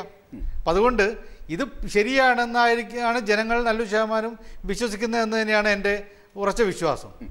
തീർച്ചയായും. താങ്കൾക്ക് വേറെ മറ്റൊരു ചർച്ചയിൽ പോകണം എന്ന് പറഞ്ഞതുകൊണ്ട് കൂടി താങ്കൾക്ക് നന്ദി പറയുന്നു ശ്രീ എ സജീവൻ. ശ്രീ അഡ്വക്കേറ്റ് അജിത് ശാസ്തമംഗലം, അങ്ങനെയാണ് നേരത്തെ ജെയിംസ് വടക്കുംചേരി പറഞ്ഞ ചില നിർണായകമായ കാര്യങ്ങളുണ്ട്. അതായത് സാക്ഷികളെ ഇങ്ങനെ പോളിഗ്രാഫ് ടെസ്റ്റിന് വിധേയമാക്കുന്നത് ആദ്യമായി കേൾക്കുകയാണ്. അത് ശരിയാണോ? മറ്റു കാര്യങ്ങൾ നിയമപരമായി അത് ശരിയല്ല. യുണൈറ്റഡ് സ്റ്റേറ്റ്സിൽ സാക്ഷിയെ ഇതിന് വിധേയമാക്കിയിട്ടുള്ള കേസസ്, റിപ്പോർട്ടഡ് കേസസ് ഉണ്ട്. അത് ചാലഞ്ച് ചെയ്യും. പിന്നെ അതുപോലെ രണ്ടാമത് അദ്ദേഹം പറഞ്ഞു, ഈ നുണപരിശോധന, പോളിഗ്രാഫ് ടെസ്റ്റ്, ബ്രെയിൻ മാപ്പിംഗ് ഇതൊക്കെ നടത്തുന്നത് കുറ്റപത്രം കൊടുത്തതിനാണെന്ന്. ഞാൻ കേട്ടിട്ടുള്ള ഏറ്റവും ഫൂളിഷ് ആയിട്ടുള്ള സ്റ്റേറ്റ്മെന്റ് അത്, പറയാതിരിക്കാൻ പറ്റത്തില്ല. അതായത് ഇൻവെസ്റ്റിഗേഷന്റെ പാർട്ടായിട്ടാണ് ഈ ചെയ്യുന്നത്. ഈ കുറ്റപത്രം കൊടുക്കുന്നത് പോലീസ് 171 CRPC പ്രകാരം അന്വേഷണം പൂർത്തീകരിച്ചിട്ടാണ് കുറ്റപത്രം കൊടുക്കുന്നത്. കുറ്റപത്രം കൊടുത്തതിന് ശേഷം പോലീസ് ബിക്കംസ് ഫങ്ക്ടസ് ഓഫ് ഇഷ്യൂ. അവന് പിന്നെ ഒരു ടെസ്റ്റ് നടത്താനായിട്ട് ഒരു അധികാരമില്ല. അത് പറഞ്ഞ് വിഡ്ഢിത്തരമല്ലേ. പിന്നെ ഇതിനകത്ത് വേറൊരു കാര്യം കൂടെ ഞാൻ പറഞ്ഞോട്ടെ, ഒരു കാര്യം കൂടെ, പ്ലീസ് ഗീവ് മീ ടൈം. ഇതിനകത്ത് ഇപ്പോൾ ബിജു രമേശൻ കള്ള് വെച്ചുകൊടുക്കാരനാണ്, വൃത്തികെട്ടാണ്, മോശമായ ബിസിനസ് ചെയ്യുന്നു എന്നൊക്കെ പറഞ്ഞു. ഓക്കെ, ഈ ബാർ കോഴ പ്രശ്നം, ബാർ അടപ്പിക്കണമെന്നും പറഞ്ഞ് ആദ്യമേ ഈ ഭൂതത്തെ തുറന്നുവിട്ടത് ആരാ? VM സുധീരനല്ലേ? അങ്ങനെയാണ് അങ്ങനെ പറയാത്ത എന്താ VM സുധീരനെ കാശ് മേടിച്ചെന്ന്? As simple as that. അതാണ് തീർച്ചയായും. PSLM താങ്കൾ ലൈനിലുണ്ടെന്ന് തോന്നുന്നു. താങ്കളിലേക്ക് എത്തുന്നതിന് മുമ്പ് ശ്രീജിത്ത് ശ്രീകുമാരൻ കൂടി നമ്മോടൊപ്പം ചേരുകയാണ്. ശ്രീജിത്ത് ശ്രീകുമാരൻ, അതായത് ടി സിദ്ദീഖുമായി ബന്ധപ്പെട്ട ഒരു ആരോപണം എത്തിയ ഘട്ടത്തിൽ അദ്ദേഹം ധാർമ്മികതയുടെ പേരിൽ ഇന്ന് രാജിവെച്ചു, ആ പാർട്ടി സ്ഥാനങ്ങൾ പോലും. പക്ഷേ ആ ധാർമ്മികത ഇവിടെ വെളിവാകുന്നില്ല പല കോണുകളിൽ നിന്നും. ഈ അമ്പിളിയുടെ നുണപരിശോധനയ്ക്ക് ശേഷം ആ വിഷയങ്ങൾ കൂടി മാധ്യമ ലോകത്തേക്ക് എത്തിച്ചാളെന്നുള്ള നിലയിൽ കൂടി ശ്രീജിത്ത്. ശ്രീജിത്ത് കേൾക്കാമോ? കേൾക്കാം, പറഞ്ഞോളൂ. സിദ്ദിഖ് ഇന്നെടുത്തൊരു സ്റ്റാൻഡിനെ ഞാൻ പൂർണ്ണമായി പിന്തുണച്ചിരുന്നു. പക്ഷെ അതൊരു രാഷ്ട്രീയ നാടകമാണ് എന്ന കാര്യത്തിൽ എനിക്ക് മറ്റൊരു വിഷയത്തിൽ ഒരു സംശയവുമില്ല. പക്ഷേ എന്തുകൊണ്ടോ സിദ്ദിഖ് കാണിച്ച ഒരു രാഷ്ട്രീയ ധാർമ്മികത, ഉമ്മൻചാണ്ടിയുടെ ഒപ്പം നിൽക്കുന്ന ഒരാളെന്ന നിലയിൽ സിദ്ദിഖ് കാണിച്ച ഒരു രാഷ്ട്രീയ ധാർമ്മികത എങ്കിലും KM മാണി കാണിക്കാതിരിക്കുന്നതിനെയാണ് ഇപ്പൊ നമ്മൾ ചോദ്യം ചെയ്യേണ്ടത്, നോക്കി കാണേണ്ടത്. KM മാണിയെ പോലെ വളരെ പരിണിതപ്രജ്ഞനായ കേരളത്തിലെ ഏറ്റവും വലിയൊരു രാഷ്ട്രീയ നേതാവ്, കുറെ കാലമായി കേരളത്തിൽ ധനമന്ത്രിയായിരിക്കുന്ന ഒരു മനുഷ്യൻ, കേരളത്തിലെ റവന്യൂ മന്ത്രിയായിരുന്ന ഒരു മനുഷ്യൻ, ഇത്രയും കാലം കേരളത്തിലെ ജനങ്ങൾ വോട്ട് ചെയ്ത് വിജയിപ്പിച്ച ഒരു മനുഷ്യൻ ഇപ്പോൾ ഇതാ ഒരു വലിയൊരു ആരോപണം വന്നിട്ട് രാജിവെക്കാതെ പുറത്തു നിൽക്കുകയാണ്. തീർച്ചയായും ഇതിന്റെ ധാർമ്മികത തന്നെയാണ് ചോദ്യം ചെയ്യേണ്ടത്. രാഷ്ട്രീയ ധാർമ്മികത ഉണ്ടെങ്കിൽ മാണി ഇപ്പോ ഈ നിമിഷം രാജിവെക്കണം. അത് ആരോട് ചോദിക്കുകയോ മറ്റോ വേണ്ട എന്ന് തന്നെയാണ് എന്റെ അഭിപ്രായം. തീർച്ചയായും ശ്രീജിത്ത്, വളരെ നന്ദി. ശ്രീ PSLM, എല്ലാ കോണുകളും ശബ്ദിക്കുന്നത് ഇതാണ്, ധാർമ്മികമായ വിഷയമുണ്ട്, പിന്നീടാണ് ഈ നിയമപരവും ശാസ്ത്രീയമായ കാര്യങ്ങളും ഒക്കെ വരുന്നത്. താങ്കൾ പറഞ്ഞ് നേരത്തെ സൂചിപ്പിച്ചതുപോലെ കൊള്ളരുതാത്തവനാണ് കള്ളു കച്ചവടക്കാരെങ്കിൽ അവരുടെ കയ്യിൽ നിന്ന് കൈനീട്ടി പണം മേടിക്കാൻ നാണമില്ലായിരുന്നു. ഇങ്ങനൊരു ചോദ്യം കൂടിയാണ് അഡ്വക്കേറ്റ് അജിത് ശാസ്തമംഗലം ചോദിച്ച വരികൾക്കിടയിൽ വായിക്കേണ്ടത്. ശ്രീ PSLM. അല്ല, അജിംഷാദ് ബിജു രമേശ് കള്ളു കച്ചവടക്കാരനാണെന്ന് മാത്രമേ ഞാൻ പറഞ്ഞിട്ടുള്ളൂ. പക്ഷെ കേരളത്തിലെ ദൃശ്യമാധ്യമ പ്രേക്ഷകരുടെ മുമ്പിൽ ബിജു രമേശ് ആരാണെന്ന് കൃത്യമായി പറഞ്ഞത് എന്റെയും കൂടി MLA ആയ ബഹുമാനായ ശ്രീ PC ജോർജ് ആണ്. നിങ്ങൾ ഓർമ്മിക്കുന്നുണ്ടാവും. ബിജു രമേശിന്റെ അച്ഛൻ ആരാണെന്ന് പറഞ്ഞു. പക്ഷെ ബിജു രമേശിന്റെ ഭാര്യാപിതാവ് ആരാണെന്ന് എനിക്ക് മനസ്സിലാക്കി തന്നത് കേരളത്തിലെ ദൃശ്യമാധ്യമങ്ങൾ വീക്ഷിക്കുന്ന സാധാരണ പ്രേക്ഷകർക്ക് മനസ്സിലാക്കി തന്നത് ഇപ്പോൾ ഈ ചർച്ചയിൽ ബിജു രമേശിന്റെ വാക്കുകൾ വേദവാക്യമായി വ്യാഖ്യാനിച്ച ശ്രീ PC ജോർജ് തന്നെയാണ്.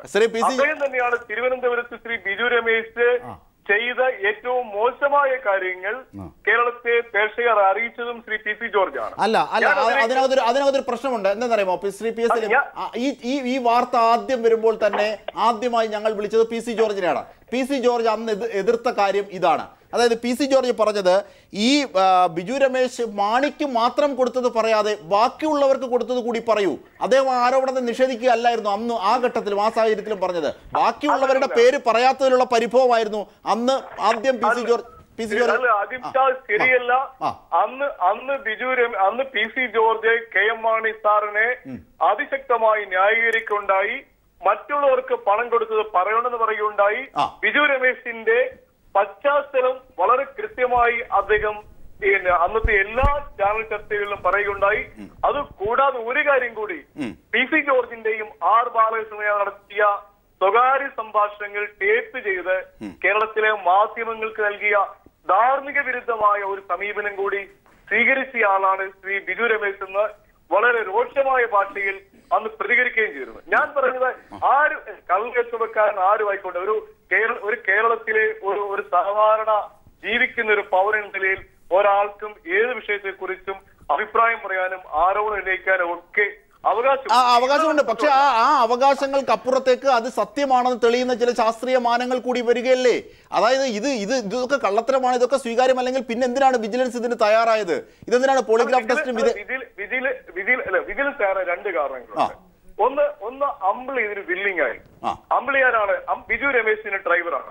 ബിജു രമേശ് ബാറുകൾ നഷ്ടപ്പെട്ട, രാജ്യം നഷ്ടപ്പെട്ട രാജകുമാരനെ പോലെ നിരവധി ബാറുകൾ നഷ്ടപ്പെട്ട വളരെ ഡെസ്പറേറ്റ് ആയ ഒരു കള്ളുകച്ചവടക്കാരനാണ് ബിജു രമേശ്. നമുക്കറിയാം ഈ ധാർമ്മികത ഇവിടെ അജിംഷാദിന്റെ ചോദ്യങ്ങൾക്ക് അനുകൂലമായി പ്രതികരിച്ച കേരളത്തിലെ നമ്മുടെ ബാസുരേന്ദ്ര ബാബുവിനെ പോലെ, നമ്മുടെ ഫക്രുദ്ദീനെ പോലെ, അല്ലെങ്കിൽ സജീവിനെ പോലെയുള്ള ആളുകളൊക്കെ കാണാത്തൊരു കാര്യം, ചർച്ച ചെയ്യാത്തൊരു കാര്യം, ഇവരൊക്കെ ഇത് പറഞ്ഞത് ഐക്യജനാധിപത്യ മുന്നണി ഗവൺമെന്റ് കേരളത്തിലെ ബാറുകൾ പരിപൂർണമായി നിർത്തലാക്കിയതിനു ശേഷം UDF ഗവൺമെന്റ്. അത് ശരിയാണ് ശ്രീ പി സി ജോർജ്.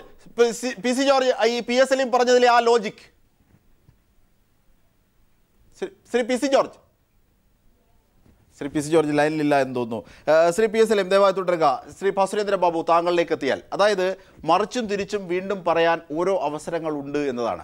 അനുകൂലമായി ചോദിക്കുന്ന ചോദ്യങ്ങൾക്ക് അല്ലെങ്കിൽ ചോദിക്കുന്ന ചോദ്യങ്ങൾക്ക് അനുകൂലമായി താങ്കൾ പറയേണ്ട, താങ്കൾ അങ്ങനെ പറയുന്ന ഒരു വ്യക്തിയല്ല എന്നുകൂടിയാണ് ഞാൻ വിചാരിക്കുന്നത്. രാഷ്ട്രീയമായി ഇതിൻ്റെ മാനങ്ങൾ അങ്ങനെയാണോ? ശ്രീ പി എസ് എല്ലും പറഞ്ഞതുപോലെയാണോ? ഇല്ല, ശ്രീ പി എസ് എല്ലും അടക്കമുള്ള രാഷ്ട്രീയ നേതാക്കൾ മറ്റുള്ള ആളുകളിൽ നിന്ന് വ്യത്യസ്തമായി അവരൊരു ധാർമ്മിക നിലവാരം പുലർത്താൻ ബാധ്യസ്ഥരാണ്. ഇപ്പം അമ്പിളിയോ അല്ലെങ്കിൽ ഈ ഡോക്ടർ ബിജു രമേശിനെ, അവർക്കൊക്കെ അവരുടെ കച്ചവട താല്പര്യം തന്നെയാണ്. അതൊന്നും മറച്ചു വയ്ക്കുന്നതേ ഇല്ല. മറിച്ച് പി എ സലീം അടക്കം, കെ എം മാണി അടക്കം, നമുക്ക് കുട്ടിയമ്മയെ വിടാം, പിന്നെ അദ്ദേഹത്തിന്റെ മകനെ എടുക്കാം, ജോസ് കെ മാണി അടക്കം, എല്ലാവരും തെരഞ്ഞെടുപ്പിൽ ജയിച്ചു വന്നവരാണ്. പി എ സലീം അവർ അടിസ്ഥാനമായി പുലർത്തേണ്ട ധാർമ്മികതയുണ്ട്. ഈ ചർച്ച കേട്ടുകൊണ്ടിരിക്കുന്ന എൻ്റെ ഒരു സുഹൃത്ത് നാണു വിശ്വം എന്നാണ് അദ്ദേഹത്തിന്റെ പേര്. അദ്ദേഹം ഗൾഫിലൊക്കെ ജോലി ചെയ്തിരുന്നതാണ്. അദ്ദേഹം എന്നെ വിളിച്ച് ചോദിച്ചൊരു ചോദ്യം, ഇത് ശ്രദ്ധിക്കുന്ന സാധാരണക്കാരൻ്റെ ഒരു ചോദ്യമാണ്. അജിംഷാദ് അദ്ദേഹം ഇപ്പൊ ചോദിച്ചത് എന്താണെന്ന് വെച്ചാൽ, ഇവിടെ കാശ് മുടക്കി, സർക്കാരിന്റെ പണം മുടക്കി പോളിഗ്രാഫ് ടെസ്റ്റ് നടത്തുകയും ആ പോളിഗ്രാഫ് ടെസ്റ്റിന് യന്ത്രങ്ങൾ വാങ്ങി വെക്കുകയും പോളിഗ്രാഫ് ടെസ്റ്റ് നടത്തുന്നതിന് ഡയറക്ടറെ ഉണ്ടാക്കുകയും എന്നിട്ട് അന്വേഷണ ഏജൻസി അത് എംപ്ലോയ് ചെയ്യുകയും ഒക്കെ ചെയ്തതിന് ശേഷം പോളിഗ്രാഫ് ടെസ്റ്റിന്റെ വിവരങ്ങൾ തങ്ങൾക്കെതിരായി പോയി എന്നൊറ്റ കാര്യം കൊണ്ട് ആ ടെസ്റ്റിനെ തന്നെ നിരാകരിക്കുന്നത് നിങ്ങളുടെ സർക്കാരിനെ തന്നെ നിരാകരിക്കുന്ന തുല്യമാണൊന്ന്. മറ്റൊന്ന്, ഇന്ത്യൻ ധാർമ്മികതയിൽ പി എസ് സലീം കൃത്യമായും സീതയുടെ അഗ്നിശുദ്ധി പരിശോധിക്കുന്ന ധാർമ്മികതയാണ് ഇന്ത്യൻ ധാർമ്മികതയുള്ളത്. ഇവരൊക്കെ ഇന്ത്യൻ ധാർമ്മികത ഉയർത്തിപ്പിടിക്കുന്ന ആളുകളാണ് പി എസ് സലീം അടക്കം. നേരത്തെ അജിംഷാദ് പറഞ്ഞതുമാതിരി പി എസ് സലീമിന് നന്നായി നുണ പറയാൻ അറിയില്ല എന്ന കോംപ്ലിമെന്റ് പോലും അദ്ദേഹത്തിന് നിരാകരിക്കേണ്ടി വരുന്നു അധാർമികമായ ഒരു സർക്കാരിനെ സംരക്ഷിക്കുന്ന തിരക്കിൽ. തീർച്ചയായും ശ്രീ പി എസ് സലീം, അധാർമികമായ പ്രവർത്തനമാണ് അങ്ങനെ സംരക്ഷിക്കുന്നത് പോലും. നോക്കൂ, ടി സിദ്ദീഖ് രാജിവെച്ചു ഒരാരോപണം വന്നപ്പോൾ. KPCC പ്രസിഡന്റ് പറഞ്ഞിട്ടാണോ അല്ലയോ എന്നുള്ളതൊന്നുമല്ല. VS അച്യുതാനന്ദൻ ഇന്ന് ആവശ്യപ്പെട്ടിട്ടുണ്ട് KPCC അധ്യക്ഷന്റെ നിലപാട് എന്താണ് ഇനിയെന്ന്. ഒട്ടേറെ ചോദ്യങ്ങൾ ഇനി നേരിടേണ്ടി വരും ശ്രീ പി എസ് സലീം. അല്ലെ, ടി സിദ്ദീഖ് രാജിവെച്ചത് കേരളത്തിലെ സ്വഭാവ സംസ്കൃതിയുള്ള ഒരു ചെറുപ്പക്കാരൻ നിലയിൽ, കോൺഗ്രസിന്റെ യുവനിരയിൽ ഏറ്റവും ശ്രദ്ധേയനായ ഒരു യുവ നേതാവ് എന്ന നിലയിൽ അദ്ദേഹത്തിനെതിരായി ഒരു ആരോപണം ഉയർന്ന സാഹചര്യത്തിൽ ആ ആരോപണത്തിന്റെ അതിന്റെ ഒരു നിജസ്ഥിതി എന്തുമായിക്കോട്ടെ, പക്ഷെ പൊതുസമൂഹത്തിന്റെ മുമ്പിൽ ഇവിടെ നേരത്തെ ബാസുരേന്ദ്രബാബു പറഞ്ഞ പോലെ സീതാദേവിയെ പോലെ അഡ്മിഷൻ ചെയ്യാൻ കഴിയില്ലെങ്കിൽ പോലും ഒരു പൊതുപ്രവർത്തകന്റെ ക്രെഡിബിലിറ്റി തെളിയിക്കാൻ അദ്ദേഹം KPCCയുടെ ഔദ്യോഗിക ഭാരവാഹിത്വം ആരും പറയാതെ PM സുധീരനോ അല്ലെങ്കിൽ ശ്രീ ഉമ്മൻചാണ്ടിയോ പറയാതെ രാജിവെക്കാൻ തയ്യാറായത് അത് കേരളത്തിലെ ഒരു പുതിയ തലമുറയുടെ ധാർമ്മിക മൂല്യത്തിന്റെ ഒരു തെളിവാണ്. അത് കോൺഗ്രസ് സംസ്കാരത്തിന്റെ ഒരു ഭാഗവുമാണ്. അതെന്തേ ഇവിടെ മാണി സാർ ചെയ്യുമോ എന്നാണ് ചോദ്യം. സലീം, എനിക്ക് ബഹുമാനായ ബാസുരേന്ദ്ര ബാബുവിനോട് ഒരു ചോദ്യമുള്ളത്, ഇവിടെ മാണി സാറിനെതിരായും ഇവിടെ എളമരം കരീമിനെതിരായും ഒക്കെ മൊഴികളുണ്ട്. ഈ മൊഴികൾ നമുക്കിതൊക്കെ ഈ സമകാലിക രാഷ്ട്രീയത്തിൽ ഇത്തരം ഒട്ടേറെ ആരോപണങ്ങൾ അല്ല. ശ്രീ PS സലീം, ചാരക്കേസ് അന്ന് ഉമ്മൻചാണ്ടിയാണ് പറഞ്ഞത് ഇത്തരത്തിൽ ആരോപണം വരുന്നവർ രാജിവെക്കണമെന്ന ആദ്യം നിലപാട് പുറത്തു പറയുന്നത് അന്ന് മന്ത്രിയായിരുന്ന ഉമ്മൻചാണ്ടിയാണ്. എന്തേ ആ ധാർമ്മികത എവിടെ പോയി? ടി സിദ്ദീഖിൽ വരെ വന്നു നിൽക്കുന്നു, PT ചാക്കോ, അങ്ങനെ ഒട്ടനവധി പേരുണ്ട്. ടി സിദ്ദീഖ് വരെ വന്നു നിൽക്കുന്ന ആ ധാർമ്മികത എന്തേ ഇപ്പോൾ നിങ്ങൾ പ്രാവർത്തികമാക്കുന്നില്ല? അന്നൊക്കെ മതിയോ ധാർമ്മികത? അന്നത്തെയും ഇന്നത്തെയും കേരളത്തിന്റെ സാമൂഹ്യ രാഷ്ട്രീയ രംഗങ്ങൾ ഒട്ടേറെ മാറ്റങ്ങൾ ഉണ്ടായിട്ടുണ്ട്. കാർൽ മാർക്സ് പറഞ്ഞ പോലെ മാറ്റമില്ലാത്തതായി മാറ്റം മാത്രമേ ഉള്ളൂ. ഇപ്പോൾ ശ്രീ PS സലീം, മാർസ് ഉണ്ടായിരുന്നെങ്കിൽ തീർച്ചയായും ആത്മഹത്യ ചെയ്തേനെ. കാരണം ഒരുപക്ഷെ അത് ഒരു തിന്മയെ ന്യായീകരിക്കാനായി മാറുന്ന മാറ്റമാണോ ധാർമ്മികത? അതാണോ മാർസ് ഉദ്ദേശിച്ചത്? അതിലേക്കാണ് ഞാൻ പറയുന്നത്. ഒരു തിന്മയാണെന്ന് എസ്റ്റാബ്ലിഷ് ചെയ്യാൻ കഴിയാത്ത ഒരു സമൂഹത്തിന് മുമ്പിൽ ഒരു ആരോപണത്തിന്റെ പേരിൽ നമുക്ക് ഇങ്ങനെ ഈ നുണപരിശോധന എത്തിയിട്ടും ആരോപണം മാത്രമാണോ ശ്രീ PS സലീം? സഹിക്കുന്നില്ല, അതുകൊണ്ടാണ് ചോദിക്കുന്നത്. നമ്മുടെ ഒരു നിയമ സംവിധാനത്തിൽ ആരോപണ വിധേയമായ വ്യക്തി കുറ്റക്കാരനായി കാണുന്നത് വരെ നിരപരാധിയായി കാണേണ്ടി വരും. അത് നമ്മുടെ ലീഗൽ കൺസെപ്റ്റ് ആണ്.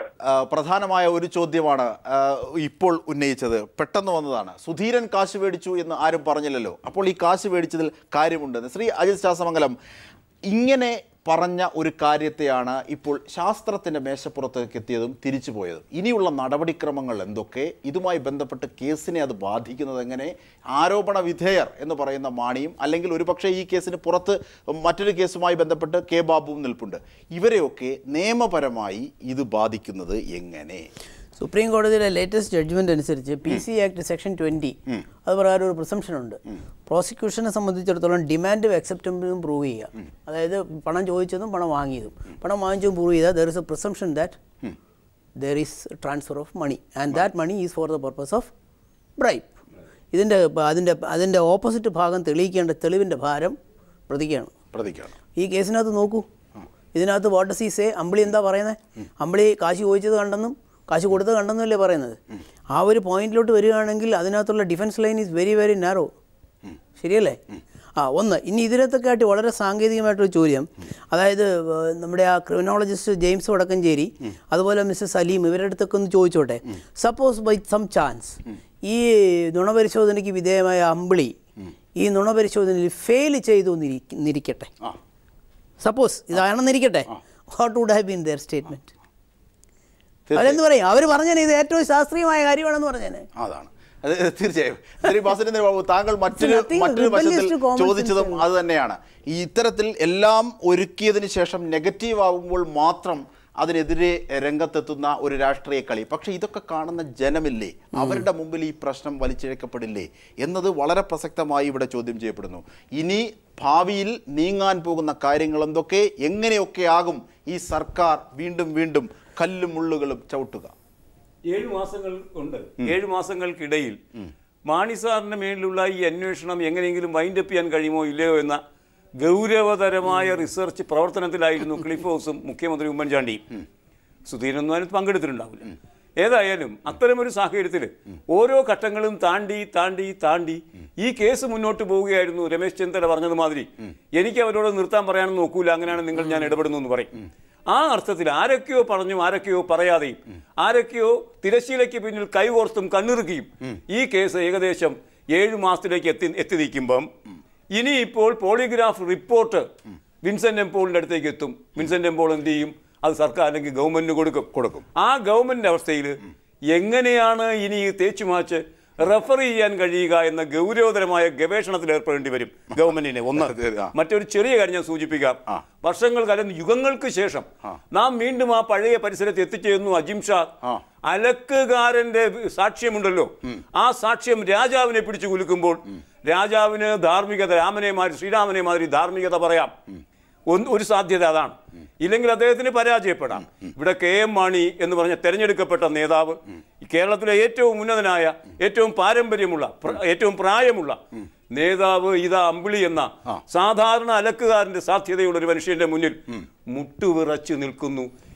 ക്ലിഫോസിന് ഉറക്കമുള്ള രാത്രി ആയിരിക്കില്ല. തീർച്ചയായും അങ്ങനെയെങ്കിൽ ഈ ഒരു വിഷയം തീർച്ചയായും ഉമ്മൻചാണ്ടി ഉറങ്ങുമോ ഇല്ലയോ എന്നുള്ളത് മറ്റൊരു വിഷയമാണ്. സുഖമായ ഒരു പക്ഷേ ഉമ്മൻചാണ്ടി ഉറങ്ങാം, ഒരുപക്ഷെ രാഷ്ട്രീയമായ കാര്യങ്ങളെ വിലയിരുത്തുമ്പോൾ അങ്ങനെ തന്നെ പറയേണ്ടി വരും. രണ്ടാമത്തെ ഒരു കാര്യം, ഇങ്ങനെയാണ് മുമ്പോട്ട് പോകുന്നത് എങ്കിൽ ശ്രീ സുരേന്ദ്രബാബു എങ്ങനെയാണ് മുന്നോട്ട് പോവുക എന്നത് കഴിയില്ല.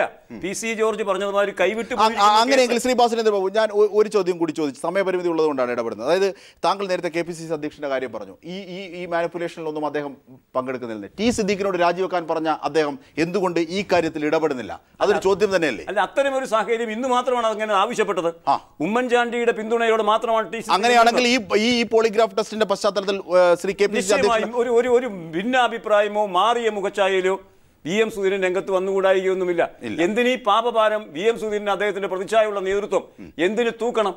ആ അർത്ഥത്തിൽ ഈ കാര്യങ്ങൾ മാറിക്കൂടായികയിൽ എന്ന് തന്നെയാണ്. അതായത് VM സുധീരന്റെ ഗോളിലേക്കാണ്. കാരണം ബാറുമായി ബന്ധപ്പെട്ട കാര്യങ്ങൾ തുടങ്ങി വെച്ച ആൾ എന്നുള്ള നിലയിൽ കൂടി കൂടുതൽ ധാർമ്മികമായ അദ്ദേഹത്തിന്റെ മേശപ്പുറത്തേക്കാണ് കാര്യങ്ങൾ എത്തുന്നത്. അദ്ദേഹമാണ് നിലപാടെടുക്കേണ്ടത് എന്ന നിരീക്ഷണമാണോ ശ്രീ നിശ്ചയമായും കോൺഗ്രസുകാരുടെ ഇടയിൽ അങ്ങനെയെങ്കിൽ ഒരു പുനഃപരിശോധന? തീർച്ചയായും അങ്ങനെയെങ്കിൽ സമയപരിമിതി ഉള്ളതുകൊണ്ട് മാത്രമാണ് ഇടപെടുന്നതും ചർച്ച ഇവിടെ അവസാനിപ്പിക്കുന്നതും. ബാർ കോഴ കേസ് നിർണായകമായ വഴിത്തിരിവിലേക്കാണ് എത്തുന്നത്. ബിജു രമേശിന്റെ ഡ്രൈവർ അമ്പിളിയുടെ മൊഴി ശരിവെക്കുന്ന നുണപരിശോധനാ ഫലമാണ് ഇന്ന് പുറത്തു വന്നത്. അത് കോടതിക്ക് കൈമാറി കഴിഞ്ഞു.